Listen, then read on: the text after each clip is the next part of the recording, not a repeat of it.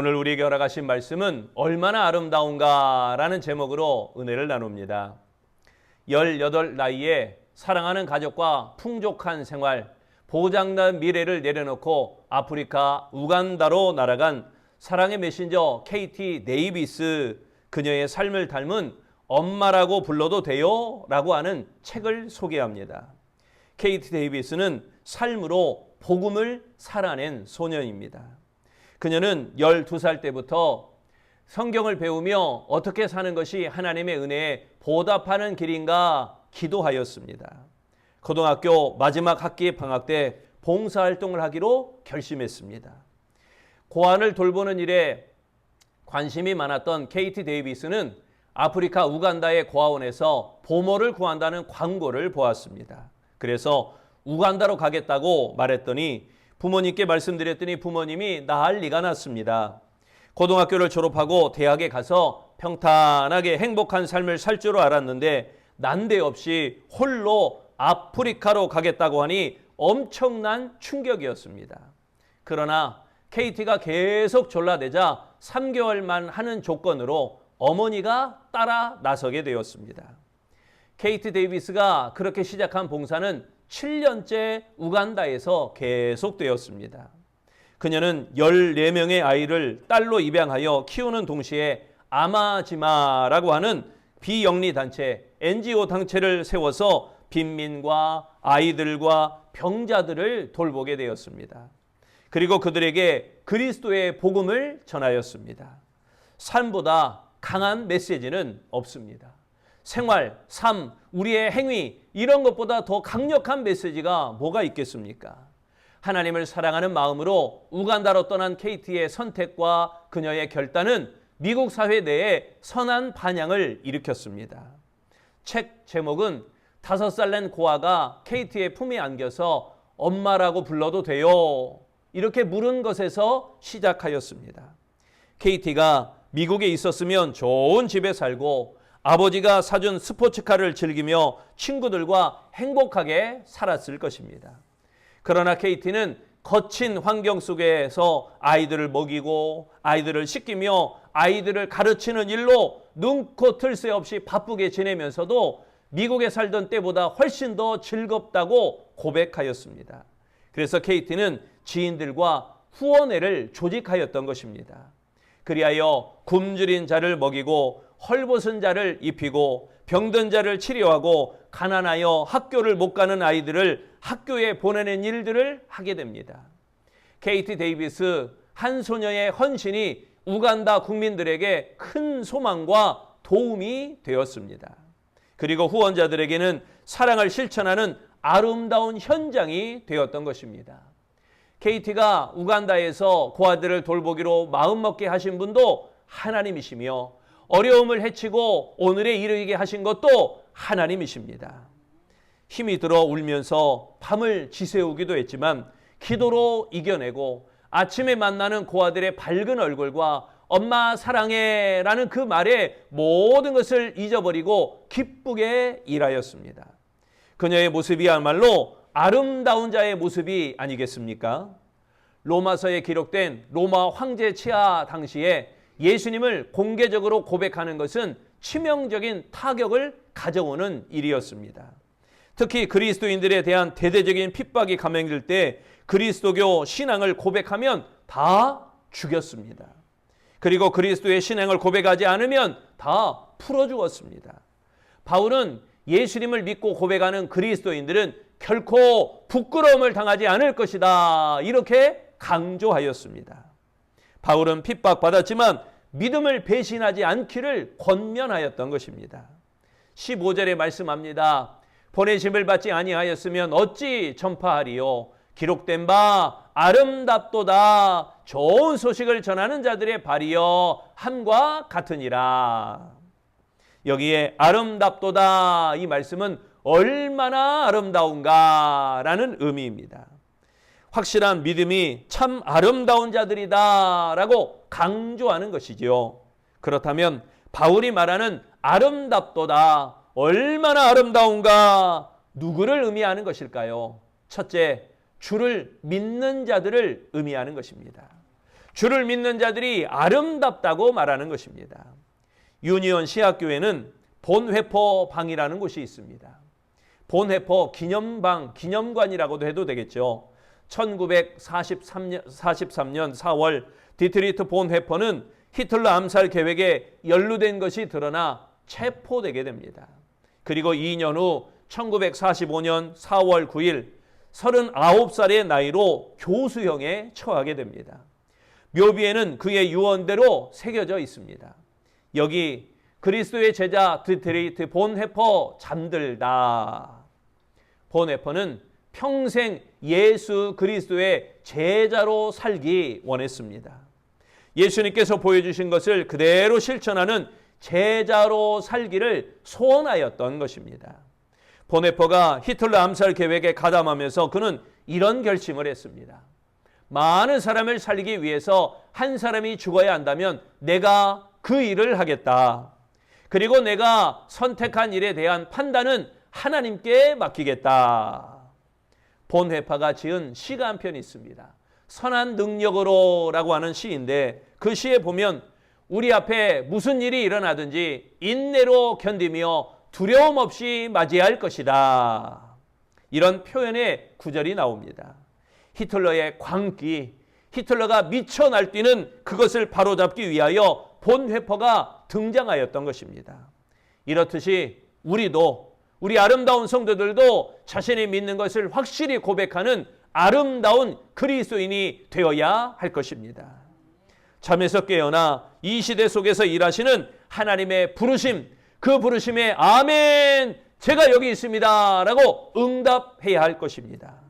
예수 그리스도를 주로 고백하는 믿음이 얼마나 아름다운가, 할렐루야 찬송해야 할 것입니다.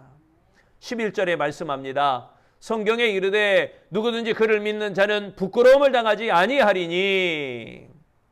여기에 믿는 자는, 이 말씀은 예수가 주이심을 믿는 자라는 의미입니다. 그리스도인은 하나님이 예수님을 죽은 자 가운데서 살리신 것을 마음에 믿어야 합니다. 구원은 율법적 행위가 아니라 오직 믿음으로 얻습니다. 이 믿음으로 예수를 주로 고백하는 신앙 고백의 근거가 되는 것입니다. 믿음은 마음의 문제입니다. 머리로 되는 것이 아닙니다. 안다고 되는 것이 믿음이 아닙니다. 신앙 고백으로 이루어져야 되는 것입니다. 믿음은 나와 그리스도의 인격적인 만남입니다. 주님의 인격과 나의 인격이 만나는 것입니다. 그리스도를 주로 영접하고 믿는 자를 하나님께서 의롭다고 인정하시고 그런 성도만이 그리스도와 교제할 수 있는 것입니다. 아름다운 성도 여러분, 인격적으로 주님을 만나셨습니까? 인격적으로 주님과 교제하고 계십니까? 그리스도를 진정으로 믿는 아름다운 성도들이 되시기를 바랍니다. 얼마나 아름다운가 고백할 수 있는 아름다운 믿음의 소유자들이 되시기를 축원합니다. 두 번째, 바울이 말하는 아름다운 자들은 주를 부르는 자들입니다. 2차 세계대전이 한창이던 1944년 6월 6일 연합군은 독일의 포위망을 뚫기 위해서 아이젠하워 사령관의 지휘하에 노르망디 상륙작전을 전개하기로 했습니다.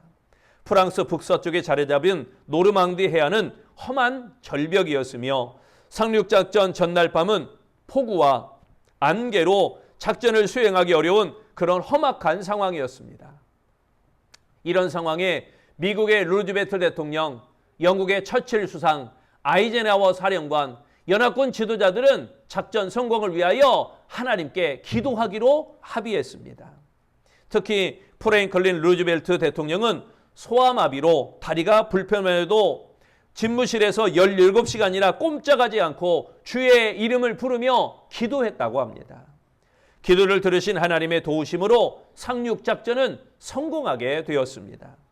그리하여 히틀러를 제압하고 2차 세계대전을 종식할 수 있었습니다. 여러분, 주의 이름을 부르는 자에게 반드시 응답과 구원이 있는 것입니다. 주의 이름을 부르면 승리와 축복이 있습니다. 여러분, 주의 이름을 부르시기 바랍니다. 주의 이름을 부르시기 바랍니다.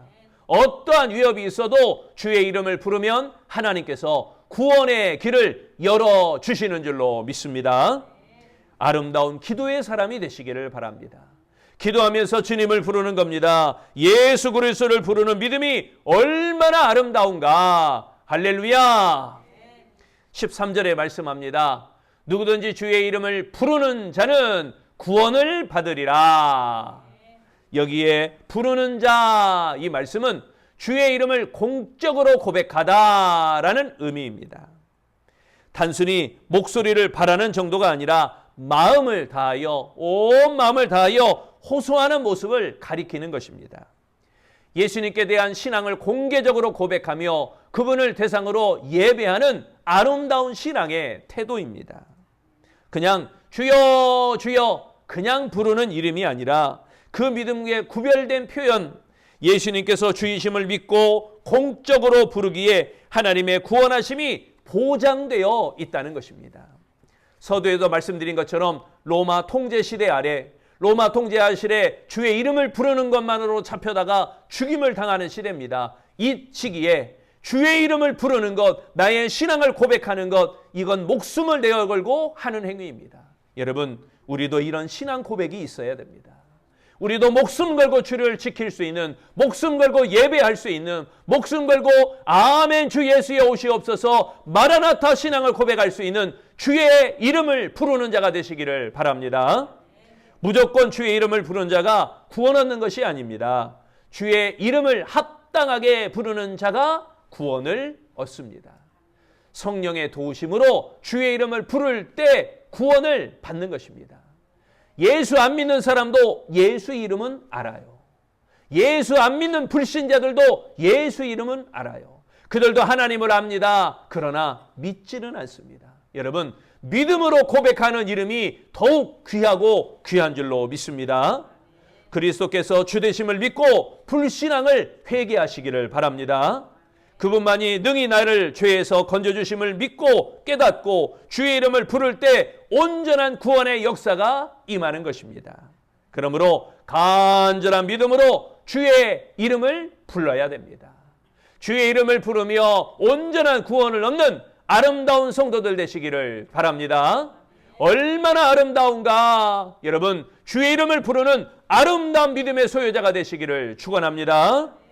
세 번째, 바울이 말하는 얼마나 아름다운가. 그 아름다운 자들은 주를 전하는 자들입니다. 1897년 10월 12일 조선이 제국을 선포하는 대한제국이 시작되었습니다. 이 대한제국의 시대에 경기도 이천의 의병장 구연영이 그렇게 그 의병장으로 나라를 되살려야 된다. 여러분, 나라를 되살리는 독립운동 얼마나 힘든 일입니까? 그에 관한 이야기입니다. 그는 경기도 광주 출신의 양반이었는데 일본으로 나라가 넘어가자 의병을 일으켜서 싸움을 하게 됩니다. 그러나 농기구를 무기로 사용하는 의병들이 총을 가지고 싸우는 일본군을 이길 수가 없었습니다. 의병장 구영현은 방법을 바꾸기 위해서 경성의 상동교회를 찾아갔습니다. 스크랜튼 선교사에게 세례를 달라고 요청했습니다. 세례 받고 교회의 힘으로 나라를 구해야겠다. 세례 받고 그때부터 교회의 힘을 얻어서 교회의 힘을 도움받아서 나라를 구하겠다라는 생각을 한 것입니다. 그러나 스크랜튼 선교사가 허락하지 않았습니다. 스크랜튼 선교사는 이렇게 말합니다. 나라를 구하기 위해 세례를 받는 것이 아니라 예수를 믿어야 세례를 받을 수 있습니다. 그리고 세례를 받으려면 교회에 나와야 하며 사람들에게 예수를 믿으라고 전해야 합니다. 의병장 구영현은 3년 동안 고향에 내려가 성경을 팔면서 예수를 믿게 되었습니다. 그는 진정으로 복음을 전하는 자가 되었던 것입니다. 무력으로 나라를 구하려는 자에서 복음으로 나라를 구하는 자로 바뀌게 되었던 것입니다. 믿음으로 내 욕망을 이루게 한 성공에서 하나님의 뜻을 전하는 자로 바뀐 의병장 구연영. 예수 그리스도를 전하는 믿음이 얼마나 아름답습니까? 여러분, 우리도 전하는, 복음을 전하는, 예수 그리스도를 전하는 아름다운 성도, 얼마나 아름다운가 감탄할 수 있는 하나님의 사람 되시기를 바랍니다. 15절에 말씀합니다. 보내심을 받지 아니하였으면 어찌 전파하리요? 기록된 바 아름답도다. 좋은 소식을 전하는 자들의 발이여 함과 같으니라. 여기에 전하는 자, 전하는 자는 복음을 전파하는 자라는 의미입니다. 복음을 증거하여 구원의 길로 인도하는 성도를 가리키는 것입니다. 사람들에게 복음을 전하여 구원에 이르게 하는 자의 일이 지극히 아름다운 일입니다. 그리스도인들은 하나님께 받은 은혜의 빛을 갚는 심정으로 복음을 전해야 하는 것입니다. 복음은 자신의 의견이나 자신의 생각을 전하는 것이 복음이 아닙니다. 복음은 오직 하나님의 말씀을 전하는 거룩한 일입니다. 하나님의 보내심을 받았기에 하나님의 말씀만 전해야 하는 것입니다. 복음이 전해지는 그때부터 하나님께서 역사하십니다. 복음이 전해지는 그때부터 하나님께서 강권하십니다. 복음을 전할 때는 하나님께서 말씀하듯이 전해야 하며 하나님의 말씀을 가감없이 그대로 있는 그대로 힘있게 전해야 합니다. 그리할 때 하나님이 보시기에 아름다운 성도가 되어지게 될 줄로 믿습니다. 그리스도의 복음을 전하는 아름다운 성도, 얼마나 아름다운가 감탄사가 번져나가는 복음을 전하는 아름다운 성도들이 되시기를 축원합니다. 여러분, 스티브 잡스라고 하는 사람 아시죠? 애플 컴퓨터의 창시자입니다. 이 애플 컴퓨터를 창시한 스티브 잡스가 회사 성장이 제자리걸음을 하게 될 때 효율적인 마케팅 전략을 짜기 위해서 고민하였습니다. 그래서 펩시콜라의 CEO인 존 스컬리를 영입하기 위해 그를 찾아갔습니다. 존 스컬리는 38살에 펩시콜라의 사장이 되었는데 펩시 세대를 공략하는 광고 전략으로 코카콜라의 부동의 1위 자리를 추락시키고 사람들은 코카콜라가 1등이라고 생각하는데 실제 판매량을 보니까 펩시콜라가 훨씬 많이 팔리게 되었다는 것입니다. 존 스컬리는 충분한 명예와 재산이 있었기에 굳이 내가 이 애플사로 내가 전공도 아니고 컴퓨터 회사로 자리를 옮길 이유가 없었습니다. 스티브 잡스는 막대한 보수를 제안해도 그가 전혀 움직이지 않자 44살이 된 스컬리에게 승부수로 도전적인 말을 건네게 됩니다. 당신은 설탕물이나 팔면서 남은 삶을 허비하겠습니까? 아니면 세상을 바꾸는 일에 자신을 던지겠습니까? 이 말에 존 스컬리는 스티브 잡스의 동업자가 되었다고 합니다. 그렇다면 이 말을 그대로 인용하여 우리 아름다운 성도들에게 묻겠습니다. 지금까지 살아오신 방식으로 살다가 그대로 가시겠습니까? 아니면 하나님의 명령을 좇아 세상을 바꾸는 일에 헌신하겠습니까? 그냥 부끄러운 자로 남겠습니까? 아니면 아름다운 자로 기억되는 사람이 되겠습니까? 부디 하나님 보시기에 아름다운 자들이 되시기를 축원합니다. 바울은 그리스도를 중심으로 사는 자가 아름다운 자들이라고 말하고 있습니다. 주를 믿는 성도들은 부끄러움을 당하지 않습니다. 그리스도 안에 있는 자는 정죄함이 없고 심판을 당하지 않기 때문인 것입니다. 하나님은 외모를 판단하지 아니하시고 오직 믿음만 보시고 아름다운 자들이다 일컫고 계십니다. 사랑하는 성도 여러분, 주의 은혜를 누리는 아름다운 자들이 되시기를 바랍니다. 부디 그리스도를 주로 믿는 아름다운 믿음의 사람이 되시기를 축원합니다. 그리스도의 이름을 부르는 아름다운 간구의 사람이 되시기를 축원합니다. 그리스도의 복음을 전하는 아름다운 발걸음의 사람이 되시기를 축원합니다. 아름다운 믿음의 사람, 아름다운 기도의 사람, 아름다운 전도의 사람으로 진정 아름다운 성도들이 되시기를 축원합니다. 기도하겠습니다. 사랑의 주님, 우리에게 은혜를 주셔서 그 은혜로 말미암아 믿음의 삶을 살게 하시고 그 믿음의 역사로 성령의 충만한 아름다운 성도 되게 하심을 감사합니다.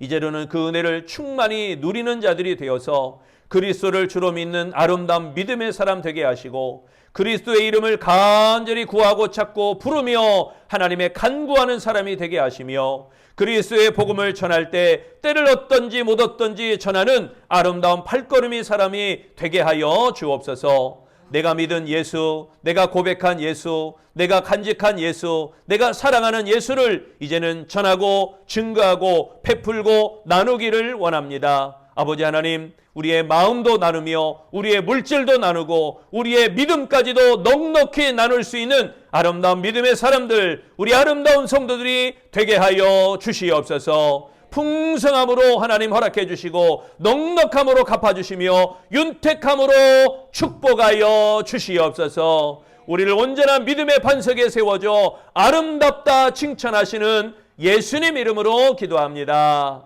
아멘.